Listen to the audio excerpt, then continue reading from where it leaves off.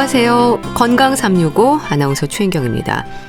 스트레스가 전혀 없는 사람이 있을까요? 스트레스가 쌓인다는 표현도 하는데요. 스트레스 자체가 아니라 쌓이는 게 문제인 걸까 싶기도 합니다. 마음 건강이 몸으로도 이어진다는 건 아마 경험으로도 아실 텐데요. 스트레스 상태, 내 안의 감정들에 대해서 살펴볼 필요가 있다는 생각도 듭니다. 스트레스가 주는 변화와 증상들, 그리고 스트레스를 관리할 수 있는 방법에서 한의학에서는 어떻게 다루고 있을지 살펴보겠습니다. 건강 365 임백천의 새로운 길 듣고 시작하겠습니다. KBS 라디오 건강 365 함께하고 계십니다. 적응하기 어려운 환경에 처할 때 느끼는 심리적, 신체적 긴장 상태, 스트레스에 대한 설명입니다. 스트레스가 쌓인다는 표현을 하는데요. 오래 이어지면서 심장병, 위궤양, 고혈압과 같은 신체적 증상뿐 아니라 불면증, 우울증의 위험도 있어서 잘 살펴야 하고 관리돼야 한다는 지적입니다. 경희대 한의대 한방여성의학센터장 황덕상 교수와 함께합니다. 교수님 안녕하세요. 네, 안녕하세요. 스트레스가 쌓인다는 표현을 하지만 사실 스트레스가 없는 사람이 있을까 싶거든요. 어떨까요? 스트레스가 없는 게 무조건 좋은 건 아니라면서요? 그렇죠. 우리가 스트레스는 만병의 원인이라고도 하지만 사실은 이제 스트레스를 어떤 면에서 보면은 우리에게 백신을 맞는 효과처럼 우리에게 좋은 긍정적인 반응을 할 수도 있거든요. 예. 결국은 이제 스트레스라고 하는 것은 예전에 원초적으로 본다면은 우리 몸을 보호하는 역할을 했던 거거든요. 예. 만약에 육식동물을 마주쳤다든지 어떤 위급 상황이 됐으면은 갑자기 심장도 뛰게 되고 눈동자도 커지고 소화 기능도 줄고 빠르게 도망가거나 싸울 수 있게 이렇게 심장 쪽에 피를 몰아주는 그런 스트레스 역할이 확 돼서 변화가 되는 것들이 나타나지만 예. 이런 것을 또 적절히 잘 극복하고 지나가면은 우리 몸에서 오히려 면역력도 올라갈 수 있고 또 정신적으로도 좀 강인해지는 그런 신체적인 긍정적인 반응도 있기 때문에 예. 오히려 이제 스트레스가 없는 제로인 상태가 오히려 더 좋다라고 하는 것보다는 적절한 스트레스가 좀 유지가 되는 것도 긍정적인 효과가 있습니다. 예. 그러니까 스트레스의 긍정적인 면과 부정적인 면에 대한 이해가 좀 필요하겠어요. 그렇죠. 우리가 적당한 스트레스라고 하는 부분들이 어떻게 보면 생활의 활력을 유지하는 데 도움이 될 수도 있는 거죠. 예. 우리가 평소에 이제 운동을 하면은 대회를 준비하면서 스트레스를 좀 쌓아가면서 극복할 수 있는 정신력도 생기고 체력도 이제 쌓아가는 것처럼 평소에 운동을 하면은 어떤 극단적인 대회나 이런 거에 좀 스트레스가 심한 상태를 견디기 쉽고 건강할 수가 있는 것이거든요. 예. 결국은 이제 우리 몸에서는 스트레스를 받으면서 중추신경계도 활성이 되고 혈압도 오르고 심박동도 빨라지고 호흡도 빨라지고 근육도 긴장하게 되는 그런 것들이 있는데 예. 그게 적절하게 된다면은 오히려 체력도 좋아지고 심폐기능도 좋아지고 이런 여러 가지 그런 부분들이 좋아질 수가 있고 예. 물론 이것이 장기적으로 반복이 되고 그리고 이 스트레스가 해소가 되지 않고 누적이 됐을 때에는 이런 고혈압이라든지 심장병이라든지 또는 정신적인 불안, 우울감에 대한 이런 정신적인 질환으로 발생할 수도 있는 게 부정적인 면이라고 볼 수 있습니다. 예. 스트레스 한방에서는 어떻게 설명이 될까요? 화병과는 조금 다른 개념으로 이해하지 않을까 싶은데요.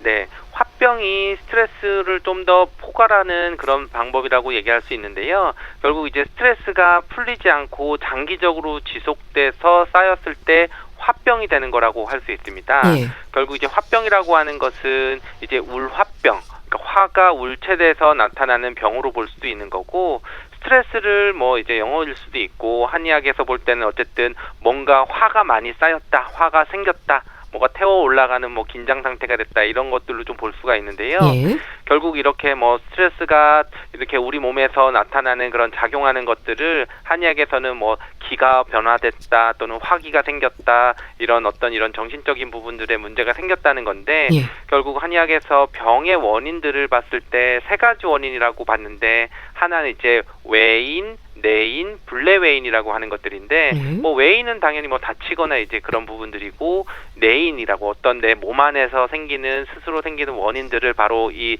스트레스에 해당하는 것으로 볼 수도 있고 예. 그것을 감정적인 변화들 우리가 칠정이라고 하는 그런 감정적인 변화 때문에 우리 육체적인 것까지도 영향을 줄 수 있는 그런 병인의 하나로서 스트레스를 받고 그것이 이제 우리 몸에서 정체관념 육체와 정신이 분리되지 않는 쪽으로 오랫동안 한의학에서 보고 그걸 병의 원인으로도 보고 병을 치료할 때 같이 활용을 하고 있습니다.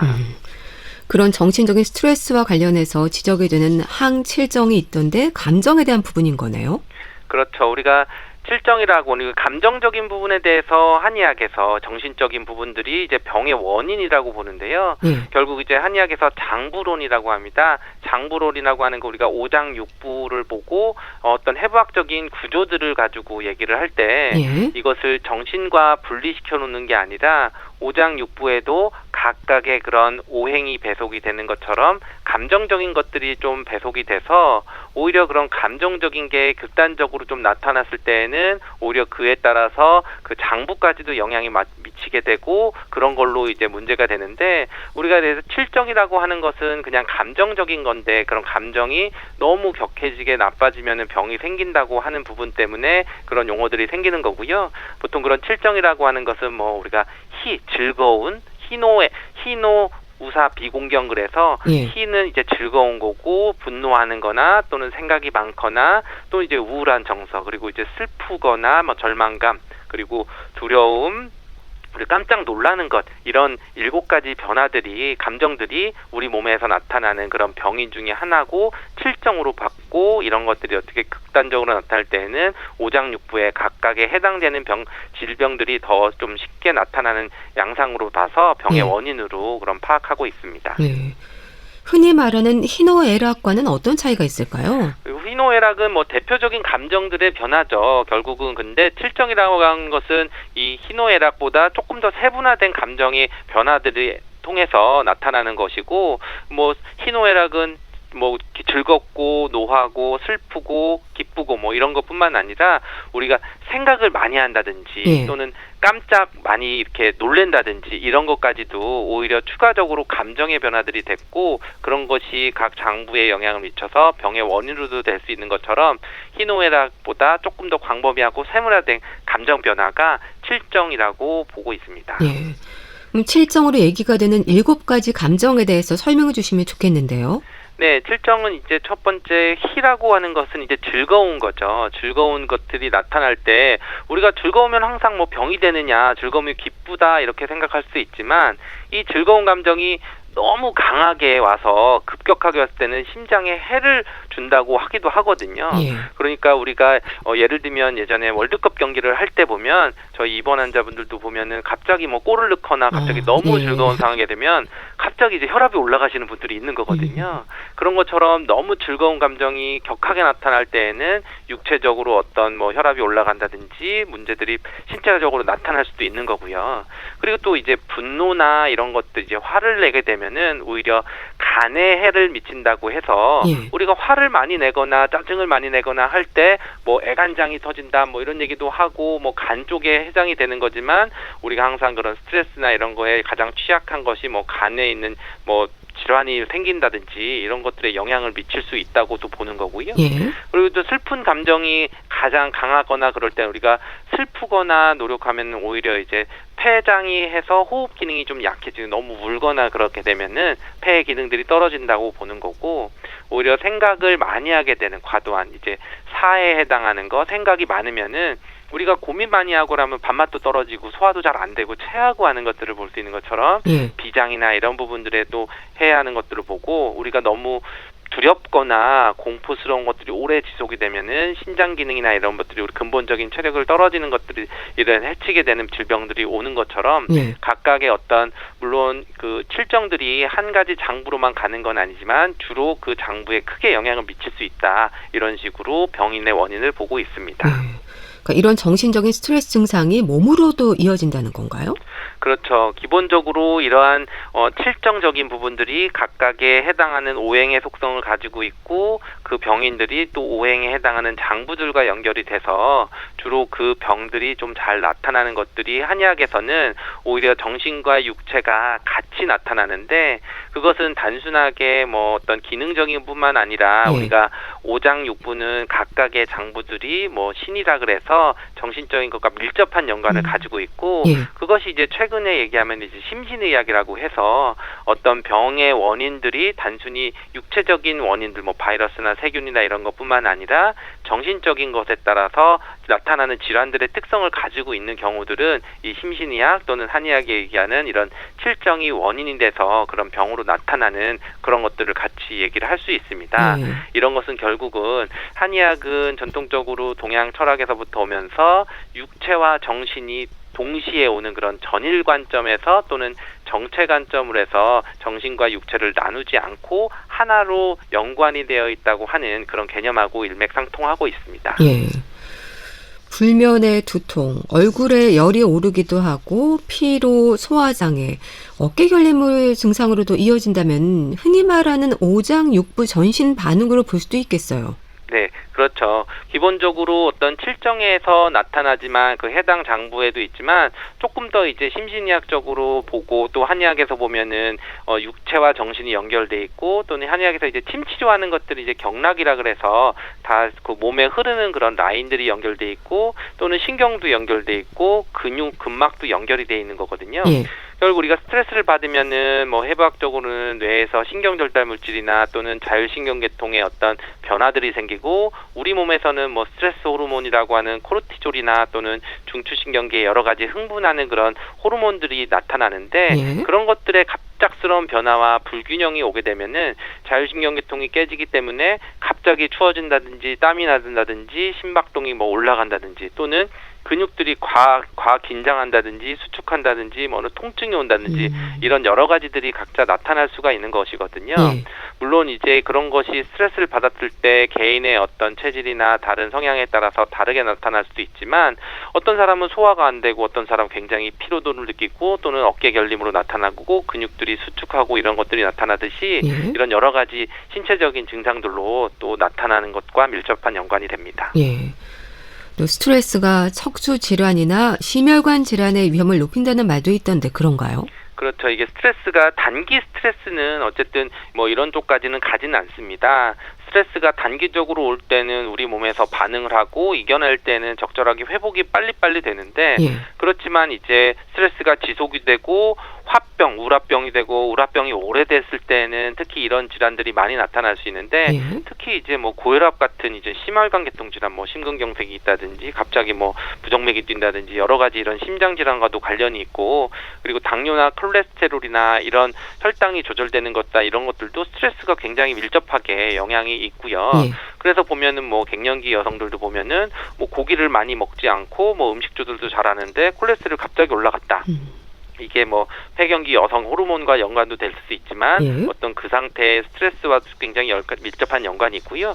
또 스트레스를 많이 받으면 가장 취약하게 뭐 위궤양이 온다든지 스트레스 때문에 속 쓰린다. 예. 또는 뭐 과민성 장증후군처럼 변비와 설사가 오가게 되는 그런 변 상태가 나빠지는 그런 것들도 나타날 수도 있고요. 예. 또 심한 경우에는 뭐 궤양 때문에 뭐 장출혈이 온다든지 그런 것들이 나타나는 소화기계 질환도 많이 나타날 수가 있고 또 이제 가장 뭐 증상은 쉽게 많이 나타나는 게 우리가 편두통이나 두통의 원인 중에서 긴장성 두통이라고 하는데 긴장성 두통은 어깨 근육들이 뭉치는 거를 얘기하지만 그런 것들은 또 스트레스를 받았을 때 더 근육도 긴장하고 혈액순환이 더 잘 안 돼서 통증이나 두통이 심해지는 것들이 많이 나타날 수 있기 때문에 예. 이런 장기적으로 갔을 때는 이런 여러 질환들의 원인이 스트레스일 수 있습니다. 그런데요, 스트레스가 일상인 경우도 있잖아요. 이런 경우에는 내가 스트레스가 많은지 어느 정도의 위험 상황인지 잘 모르지 않나요? 그렇죠. 아무래도 우리가 스트레스는 굉장히 주관적일 수가 있기 때문에 주관적인 상황에서 내가 받는 스트레스를 수치화시킬 수는 없습니다. 예. 그런데 이제 제가 스트레스에 대해서 환자분한테도 굉장히 설명할 때 중요하게 생각하는 것은 스트레스를 안 받을 수는 없는데 스트레스에 반응하는 내 몸 상태가 더 중요한 거거든요. 그러니까 어떤 사람들은 스트레스를 정말 객관적으로 많이 받는 뭐 정말 시험 전이거나 또는 뭐 업무가 굉장히 밀려 있거나 이런 상황이지만 예. 스스로 또 잘 이겨내면서 스트레스를 안 받으면서 즐기는 사람일 수도 있는 거고, 오히려 작은 스트레스지만 그것 때문에 더 굉장히 신경이 많이 쓰이고 더 크게 반응을 할 수 있는 거거든요. 예. 그래서 이제 스트레스를 외부적으로 오는 양으로 측정하는 게 아니라 내가 어떻게 느끼는지에 대한 그런 스트레스 측정 도구들이 몇 가지 개발되고 있습니다. 네. 그래서 이제 그런 스트레스를 측정하는 것은 스트레스 절대양보다는 내가 반응하고 있는 것을 설문을 통해서 어떤 그런 설문 측정 방법이 있는데요. 물론 이제 그것은 뭐 이제 문제들이 여러 가지 또 나라에 따라서 개발이 되고 해서 뭐 PSS나 뭐 BEPSI나 뭐 PWISF 뭐 쇼폼이라든지 이런 여러 가지 그런 설문지가 있고, 그런 것은 또 설문 문항 종류에 따라서 굉장히 다르게 되어 있는데요. 예. 가장 좀 이제 쉽게 5가지 정도로 할 수 있는 것들은 이제 한 가지 보면은 첫 번째로는 지난 한 달 동안 뭐 정신적인 일상생활 하는 데 있어서 정신적으로 육체적으로 감당하기 힘들다고 느낀 적이 있느냐, 그러니까 예. 본인이 느낀 게 있느냐. 두 번째는 또 마찬가지로 지난 한 달 동안 자신의 생활신념에 따라 살려고 애쓰다가 좌절한 적이 있느냐. 이것도 또한 본인의 그런 좌절감을 느끼는 거고, 예. 또 세 번째는 지난 한 달 동안 한 인간으로서 기본적인 욕구가 충족되지 않았다고 느낀 적이 있느냐.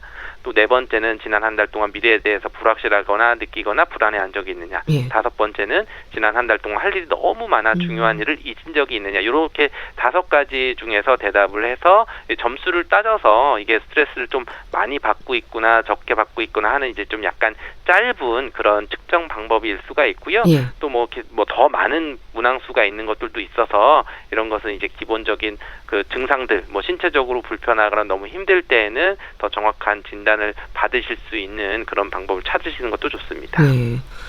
근데 스트레스에 시달리는 경우에도 한계는 있지 않을까 싶은데 어떨까요? 한계치에 달했을 때 나타나는 반응도 있지 않나요? 그렇죠. 우리가 정신적인 스트레스를 받았을 때 그 부분을 이겨내고 어떻게 보면 극복하고 할 수도 있지만 예. 정말 이제 한계층에 다다랐으면 이제 신체화적으로 나타날 수 있는 거죠. 그래서 우리가 정말 그게 갑자기 나타나는 게 뭐 협심증이나 심근경색처럼 갑자기 이제 심장이 뭐 아프거나 뭐 두근거리거나 뭐 가슴이 답답하거나 뭔가 막히는 증상 이런 것이 화병처럼 나타나는 경우들이 있는 거거든요. 예. 그래서 이제 그런 것처럼 가장 이제 좀 치명적인 거는 뭔가 그런 뭐 흉통이 있다든지 심장 발작이 있다든지 어떤 질환적으로 심장적으로 나타나면 정말 이제 가장 이제 심각한 그런 문제가 될 수도 있고요. 예. 또 그게 한계를 벗어나면은 단순히 그냥 스트레스인 게 아니라 뭐 우울증이 온다든지 또는 뭐 화병이나 뭐 분노증후군이 더 심하게 폭발하다든지 이런 쪽으로 좀 나타나시는 분들도 있고요. 예. 또 우리 흔하게 올 수 있는 거는 이제 두통이 굉장히 심해서 예. 편두통이 심해지고 스트레스를 참다 못해서 뭐 그 업무를 뭐 포기할 정도로 응급실을 찾아가야 될 정도로 스트레스를 온다든지 또는 잠을 못 자는 수면 부족이나 이런 것들로 나타날 수가 있고요. 예. 또 이제 여성 같은 경우들은 이제 갑자기 생리통이 없었는데 이번에는 생리통이 너무 심해서 뭐 또 진통제로도 잘 듣지 않는 이런 것들도 어떻게 보면 급성 스트레스하고도 관련이 있고 그게 어느 정도 한계를 넘어갔다고도 볼 수 있습니다. 예. 물론 이제 이런 것뿐만 아니라 근육의 긴장들이 되면서 또는 근막통통증이라든지 어떻게 보면 이제 근육의 통증들을 유발하게 되는 경우도 이 스트레스가 신체화로 너무 극단적으로 좀 나타날 때 볼 수 예. 있습니다. 근데 나름의 방어 기전인 건지요.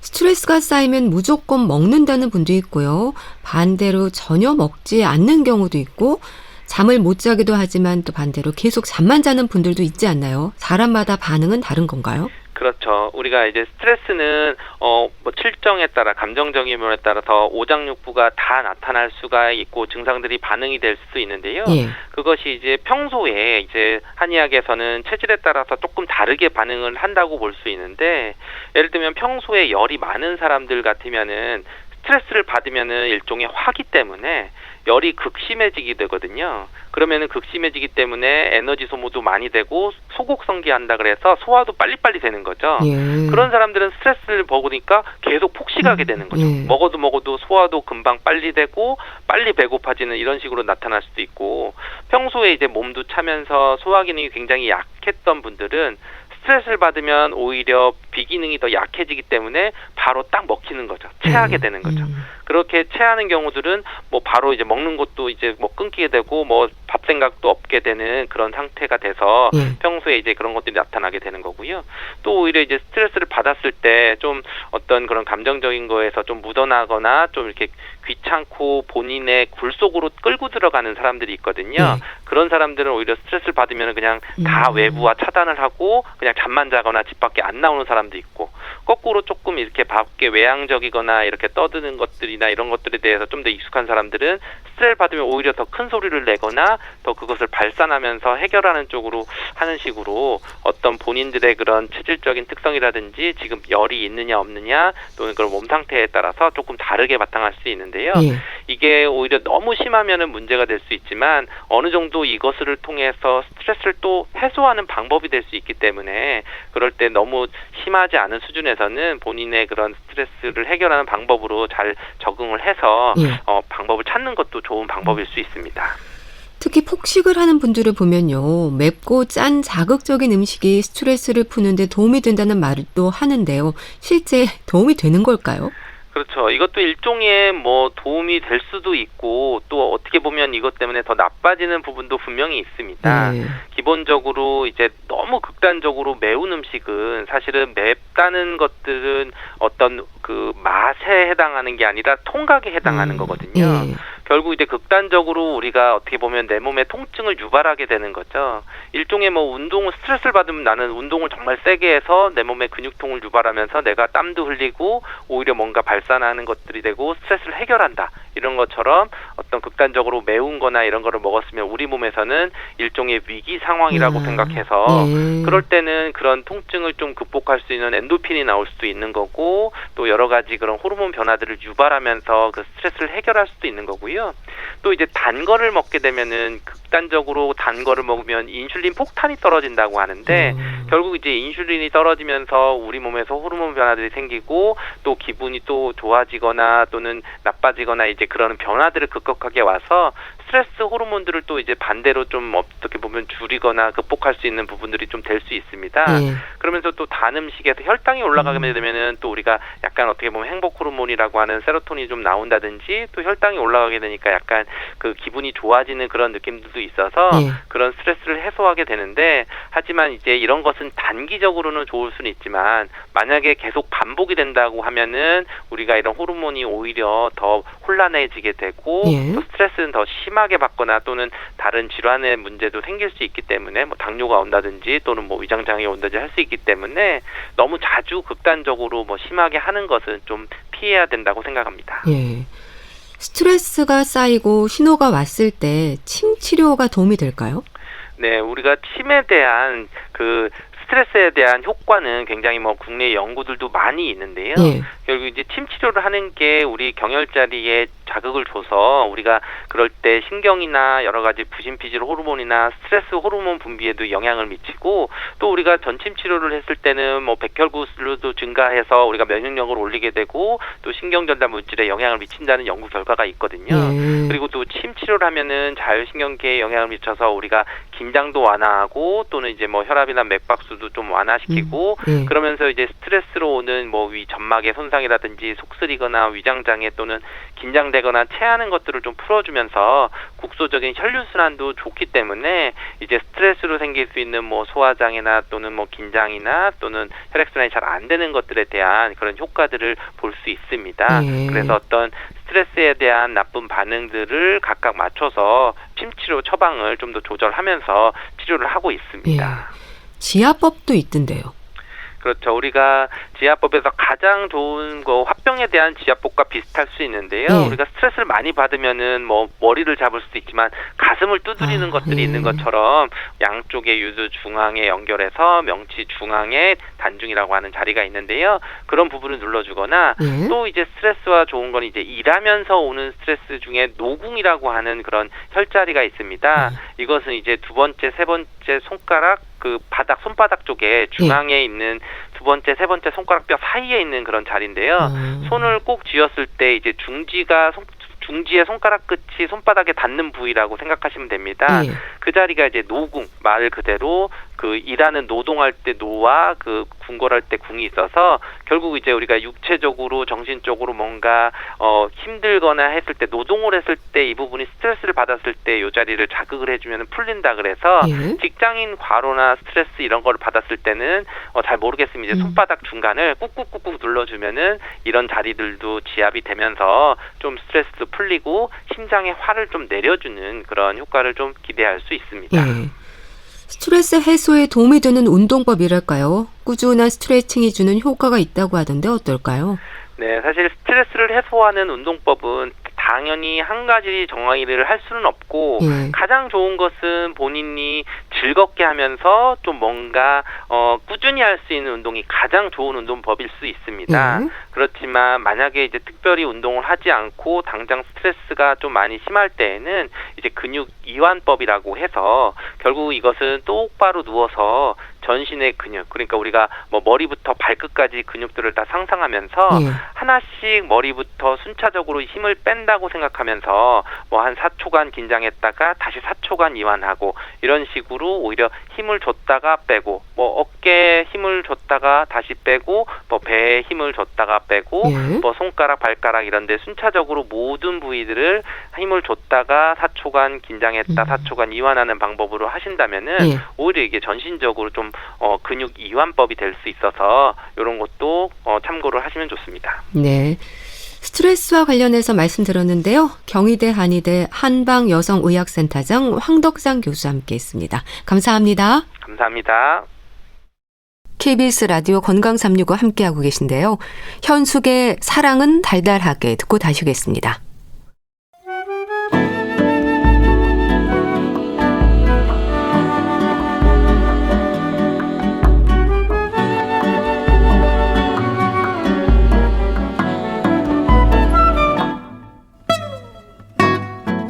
건강한 하루의 시작. KBS 라디오 건강365 최윤경 아나운서의 진행입니다. KBS 라디오 건강365 함께하고 계십니다. 책으로 건강을 생각해보는 시간입니다. 북컬럼니스트 홍순철 씨 어서 오세요. 네, 안녕하세요. 오늘 소개해 주실 책은 근육의 중요성을 얘기하는 걸까요? 근육에서 나오는 만능 호르몬. 제목에 좀 힌트가 있는 것 같은데요. 그렇습니다. 근육에서 나오는 만능 호르몬 마이오카인. 이게 바로 책 제목이에요. 요즘 왜 이렇게 피곤하지? 내 옆에 있는 친구는 나보다 한 10년 정도 젊어 보이는 것 같은데 절대 동안의 비결이 뭐지? 예. 또 운동해지면 건강해진다고 하는데 정말일까? 얼마나 건강해지는 걸까? 만약에 운동이 좋다면 어떤 운동이 좋은 걸까? 뭐 이런 궁금증 갖고 계신 분들이 아마 많으실 텐데요. 예. 그런 분들이 이 책을 읽으시면 좋은 답을 아마 발견하실 수 있을 것 같습니다. 요즘 근육 부자가 진짜 부자다. 이런 말이 들려오는데요. 예. 젊은 세대 가운데 바디 프로필을 찍으려고 막 근육 만드는데 엄청 열심인 친구들이 있더라고요.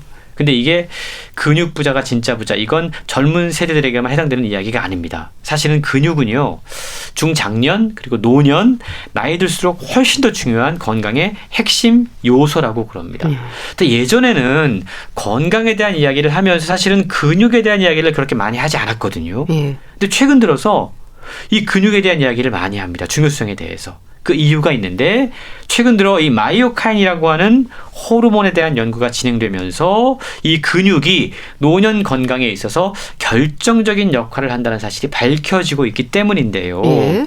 이 책은 제목을 통해서도 알 수 있는 것처럼 근육에서 나오는 만능 호르몬 마이오카인에 대한 친절한 안내서라고 할 수 있습니다.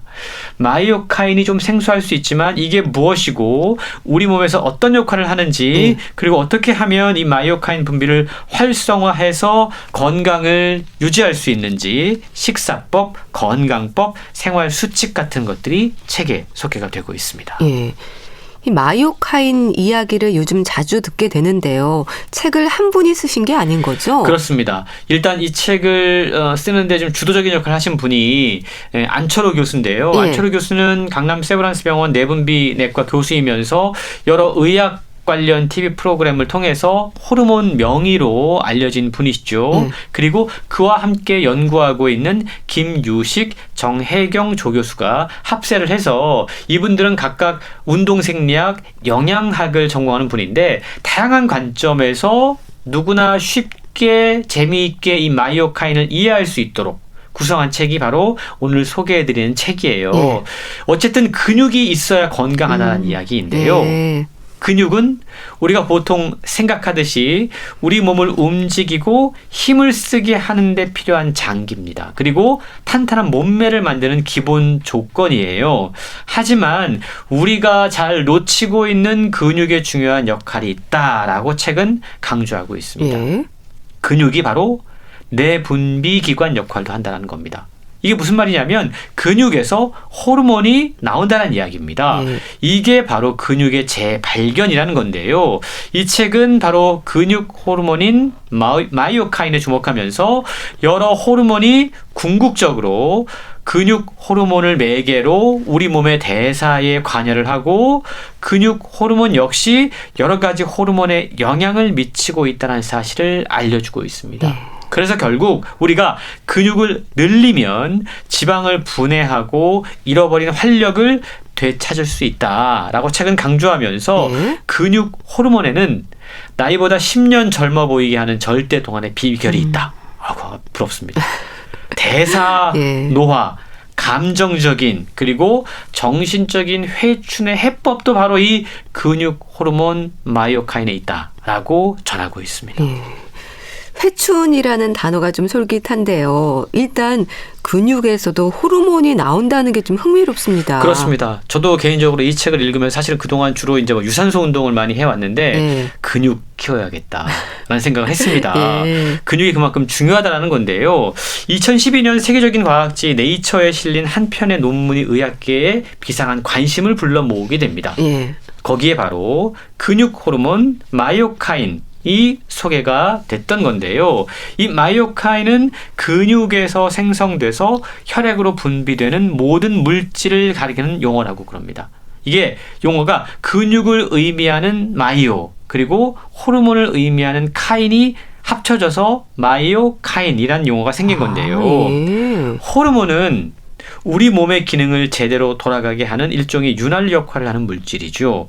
그리고 호르몬을 분비하는 기관 그러면 갑상선, 뇌하수체, 부신, 장기 이런 것들 우리가 내분비 장기라고 이야기합니다. 그런데 근육도 우리가 이제 내분비 장기라고 이야기할 만큼 다양한 호르몬을 분비하고 있다는 거죠. 그래서 결국 이 호르몬을 통해서 혈액과 혈관이 재기능을 하고 몸속의 모든 장기의 대사가 순조롭게 유지되는데 그러기 위해서는 호르몬 균형이 무엇보다 잘 유지되어야 된다라고 책은 설명하고 있는데요. 이 호르몬은 우리 몸의 신진대사를 좌지우지하고 또 급격한 신체적인 정신적인 쇠락을 방지해 준다고 그럽니다. 무엇보다 중년 이후에도 활력 넘치는 삶을 살 수 있게 해주는 생로병사의 비밀 열쇠가 바로 호르몬 그 가운데 바로 이 마이오카인이라는 건데요.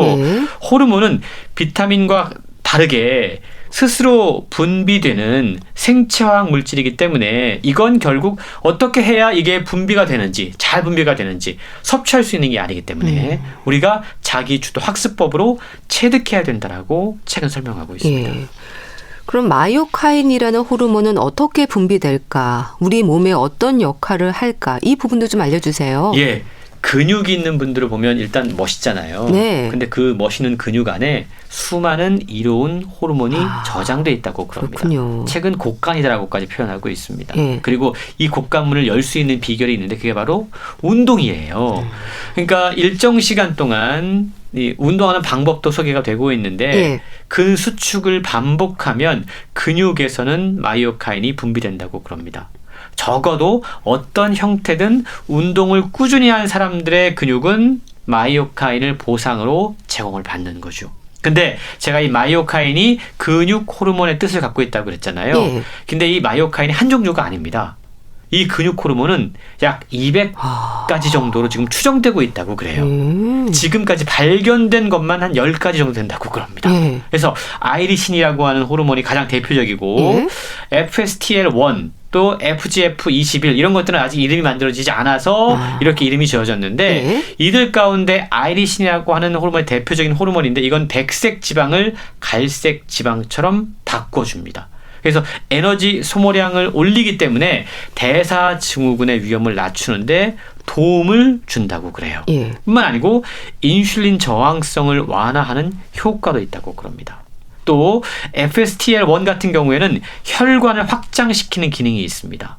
그래서 혈압을 떨어뜨리고 심장 혈관 세포를 증가시켜서 심장 조직을 회복하는데 긍정적인 영향을 미치는 역할을 해요.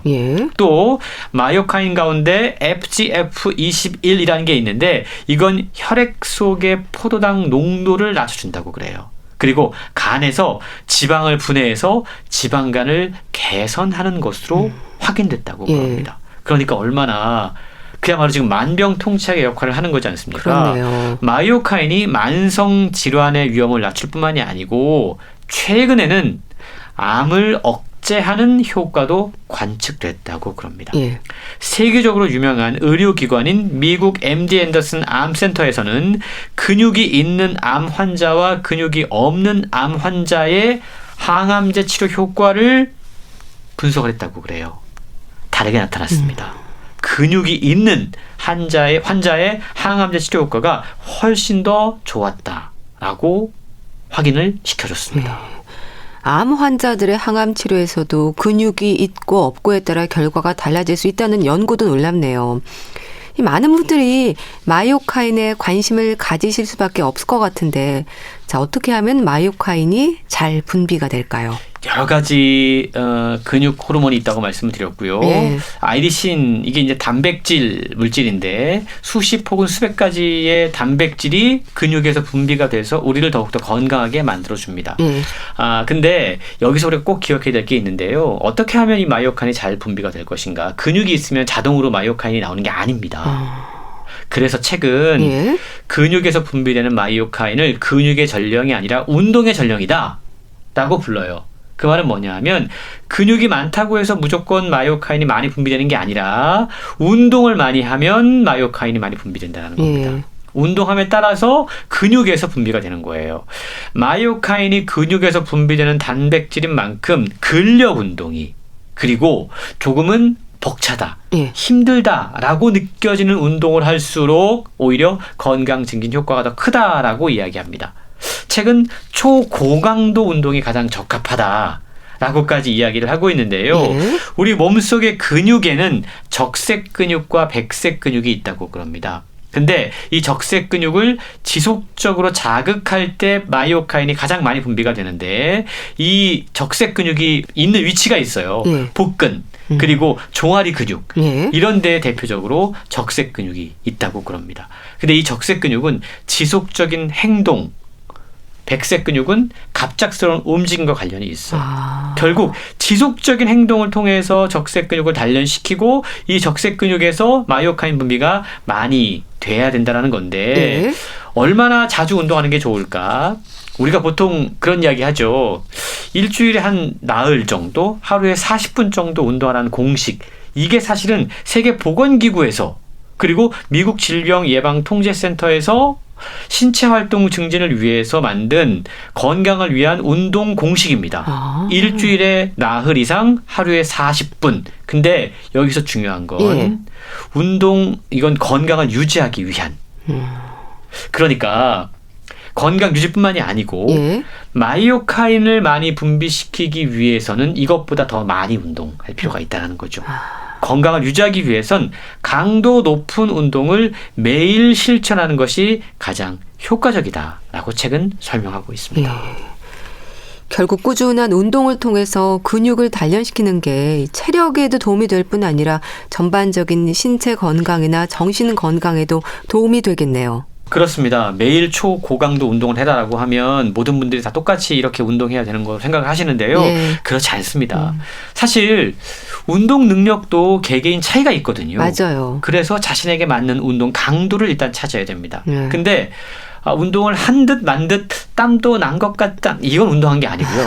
여기서 얘기하는 예. 마이오카인이 분비되기 위해서는 약간 내가 힘들다라고 느껴지는, 벅차다라고 느껴지는 그 정도의 운동 강도를 찾아야 된다는 건데요. 예. 그리고 이 고강도의 운동을 짧게 여러 차례 반복하는 것이 좋다고 그럽니다. 중요한 건 자기 능력에 맞게 해야 된다는 거죠. 예. 그래서 심장이 좋지 않은 사람이나 뇌졸중 환자들이 고강도 운동을 한다고 자칫 세게 운동하면 이건 더욱더 위험할 수 있다는 겁니다.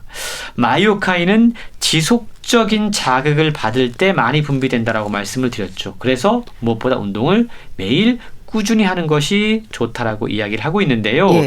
고강도 운동을 매일 꾸준히 한다? 이건 말처럼 쉬운 일이 아니죠. 맞아요. 그렇다면 평소에 근육을 좀 많이 쓰라라고 책은 이야기하고 있습니다.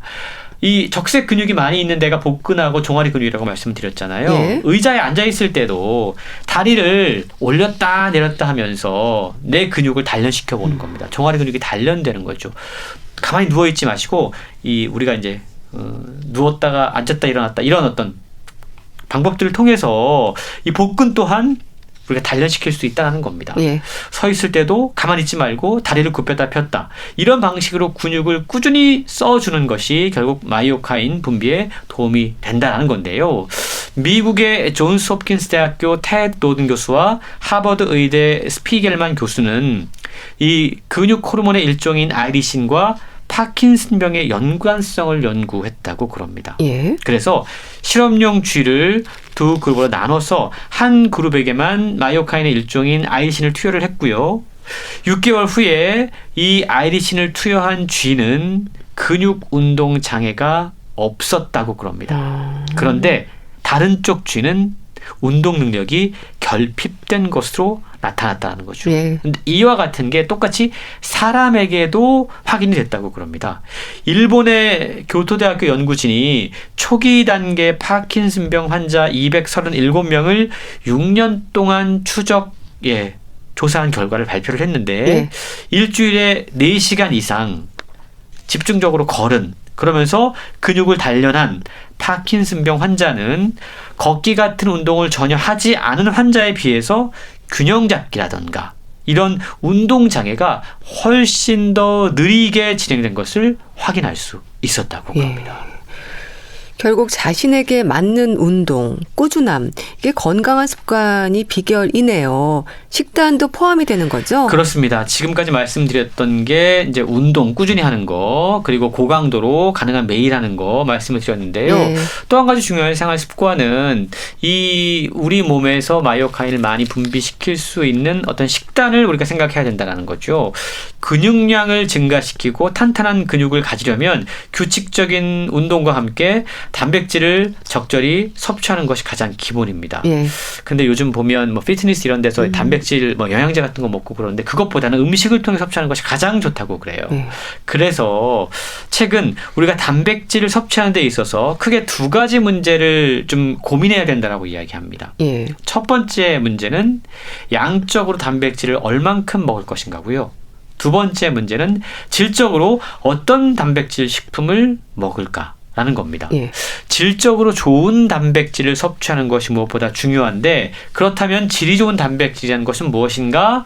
아미노산 성분이 풍부하고 우수해서 골격 형성에 필요한 여러 가지 종류들이 좀 충족이 되고 양적으로도 충분히 함유된 것을, 그러니까 아미노산이 충분히 함유된 걸 의미한다고 그럽니다. 예. 고기, 달걀 이런 것들이 질이 좋은 단백질로 대표되는 완전 단백질 식품이라고 그러고요. 그래서 우리가 단백질 식품을 섭취를 할 때 가능한 고기라던가 달걀 같은 좀 질이 좋은 단백질을 최소한 50% 이상으로 식단을 구성하는 것이 마이오카인 분비를 위해서 훨씬 좋은 식단법이다라고 책에 소개가 되고 있습니다. 예. 홍순철 씨는 이 책을 통해서 개인적으로 어느 부분에 가장 공감하셨어요? 복근이요. 네. 제가 사실은 이게 겉으로 보기에는 별로 이렇게 살이 안 붙은 것 같은데 네. 의외로 보이지 않는 살들이 많이 붙어 있거든요. 네. 그래서 이 살을 어떻게 좀 복근으로 만들 것인가 고민을 했는데 네. 저도 최근에 건강 검진을 받았는데 체지방률이 생각보다 되게 높더라고요. 아, 저도 그래요. 예. 그리고 근육량이 되게 적고 그래서 중년 이후에 나이 들수록 정말 근육이 중요하구나. 근데 우리가 사실 지금까지는 근육을 그냥 막 보기에 좋은 멋있는 이런 쪽으로만 접근을 했는데 예. 근육에서도 우리 몸에 너무나 이로운 호르몬들이 분비가 되고 있다는 사실을 예. 알게 돼서 복근 정말 단련해야겠다라고 굳게 결심을 했습니다. 네. 근육에서 나오는 만능 호르몬 마이오카인 소개해 주셨는데요. 잘 들었습니다. 북컬럼니스트 홍순철 씨였습니다. 감사합니다. 고맙습니다. 이용의 바람이려 보내드리면서 인사드릴게요. 건강365 아나운서 최인경이었습니다. 고맙습니다.